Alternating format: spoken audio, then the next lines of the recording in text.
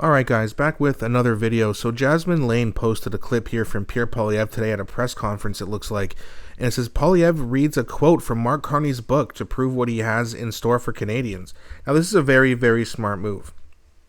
Right? Like, before we even get into the video, just the fact that Pierre's taking the time to read the book, or having someone in his campaign, strategist, one of his strategists, whatever, reading over the book and pointing out the crazy things that Mark Carney has apparently said in the book. I have not read it, but it's very smart to do this right now. There's still a lot of people who have not voted.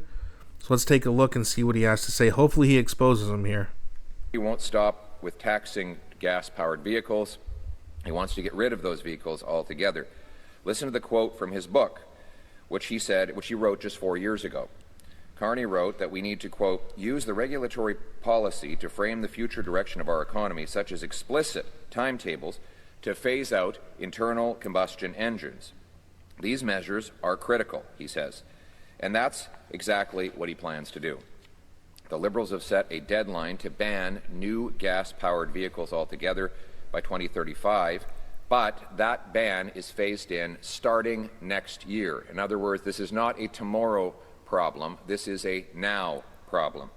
Dealerships like this one across Canada have no idea how they're going to meet these timelines, how they're going to continue operating and selling vehicles. Many will have to lay off salespeople and other staff, and many more will have to raise prices dramatically on Canadian consumers. This at a time when our economy is at record weakness and our consumers are taxed to the max. And see, that's the thing about these Liberals, man. They want to tax you and raise prices, and they're going to fearmonger you into it. The world's on fire. The planet's going to burn. Oh, okay. I mean, I'd rather be poor than if the planet burns and we're all going to die. Oh my God. Oh my God. So they're literally saying, well, I'd rather be poor than that. Well, the problem is that the latter, the climate change, which I'm not saying is a hoax, but what I will say is there's massive amounts of fear mongering going on, and the people saying it, the ones fear mongering the most, their actions speak louder than words, right? Oh, we got to reduce carbon. They're taking private jets everywhere. Oh, the water levels are rising. Where do they invest in their houses? Malibu, places like that. In the Hamptons, right along the water. So if they really think that the water levels are rising, why would they buy property that would then be destroyed by their ideology, right? Doesn't make a whole lot of sense, does it? It's all fear-mongering. Yes, there's climate change exists, but are they trying to scare you into thinking that it's doomsday? Absolutely. The Liberal Party is doomsday. We've seen it for the last 10 years. And I'll give you an example of that right now. I actually reposted something here on X. It's from Terry Rich. For those who are afraid of conservatives, here's a chart referencing our country after 10 years of Harper versus 10 years of Carney Trudeau. Let's have a look here. So Happy Planet Index rating. We were 5th during the Harper era. We're 15th now. We're not even in the top 10. Federal debt per capita. I was at 16,000, now it's 29,000, almost double. National debt, 6.15 billion, 1.2 trillion, doubled. Budget deficit, 1.9 billion, surplus, 48 billion deficit for the Liberals. And just have a look at this here. Gross debt GDP, like everything is worse. Income per capita, 14th best, now it's 17th. GDP, 24th, now it's 26th. Growth rate, 2.9, 1.3. Credit rating, AAA.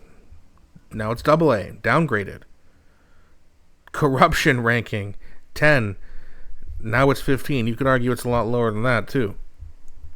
But I mean, look at this. Violent crime rate, up 33%. It's insane. Everything that's bad has gotten worse. But the Liberals are trying to sell you something that they're just not. And the fact that so many people believe them and that so many people are going around with their elbows up doing this stupid chicken dance because they think that Mark Carney is somehow going to be better. Like he's just going to flip the script, even though the platform that they wrote was written before he even got in power. It wasn't him. It was the party who wrote it, who read it. So, sorry, it's the party who published it. It's the party who wrote it. Like, it's not even the guy doing it. The guy's not in power. The party's in power. And that shouldn't be. The leader should be in power. And Mark Carney's no leader.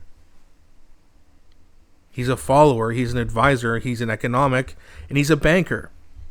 Some of the people that you should not trust are bankers. You can argue politicians as well. I've made that argument. But politicians are not nearly as bad or as corrupt as bankers. Like, give me a break. At least most politicians. Bankers, they're the most corrupt people on the planet. At least one of them. I mean, it's insane. What's he going to do? Come in here and print a bunch of money? Oh, that worked during COVID, didn't it? Not. It's craziness. But then again, if you know anyone who's not decided or someone who says they're not going to vote because they're all the same, we need their vote. We need to go in towards Pierre Poilievre because at least maybe we have a shot. No one knows what he's going to do when he's in there, but at least you can say, well, like people might say, well, he's just going to be like Trudeau. You can only say that and then say maybe. Mark Carney is definitely going to be like Trudeau, but even worse. With Poilievre, we have a chance. With the Liberals, we have none. But either way, let me know what you guys think in the comment section. Please also don't forget to like and subscribe, as it really does help grow the channel. Thanks so much for watching, and I'll be back shortly with a new video.